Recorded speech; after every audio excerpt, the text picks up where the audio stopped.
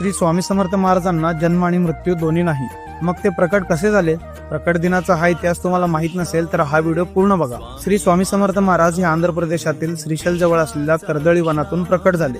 1459 साली श्री नरसिंह सरस्वती स्वामी महाराज यांनी गाणगापुरास निर्गुण पादुका स्थापन केल्या व त्यानंतर श्रीशैल यात्रेचे निमित्त साधून ते कर्दळी वनात अदृश्य झाले. याच कर्दळी वनात सुमारे 300 ते 350 वर्ष महाराजांनी कठोर तपश्चर्या केली. या काळात मुंग्यांनी त्यांच्यावर वारुळ रचले. एक लाकूड तोडत असताना त्याची कुऱ्हाड ही या वारुळावर पडली आणि त्या वारुळातून रक्त वाहू लागले. बघता क्षणी त्या वारुळातून एक अजानुबाहू तेजस्वी मूर्ती प्रकट झाली आणि तेच होते अक्कलकोटचे श्री स्वामी समर्थ महाराज. त्याच दिवसाला आपण प्रकट दिन म्हणून साजरा करतो. नंतर काशी, प्रयाग असे भ्रमण करत ते उत्तरेकडून दक्षिणेत आले. 1856 मध्ये स्वामी समर्थ महाराजांनी अक्कलकोटमध्ये प्रवेश केला आणि सगळ्यात आधी ते याच खंडोबा मंदिरमध्ये थांबले होते. स्वामींनी 22 वर्ष अक्कलकोटमध्ये वास्तव्य केले आणि अक्कलकोट हे तीर्थक्षेत्र झाले. अक्कलकोट ही एक अशी जागा आहे जिथे स्वामींनी आपली साधना केली, भक्तांना आशीर्वाद दिले आणि भिवू नकोस, मी तुझ्या पाठीशी आहे असा विश्वास दिला.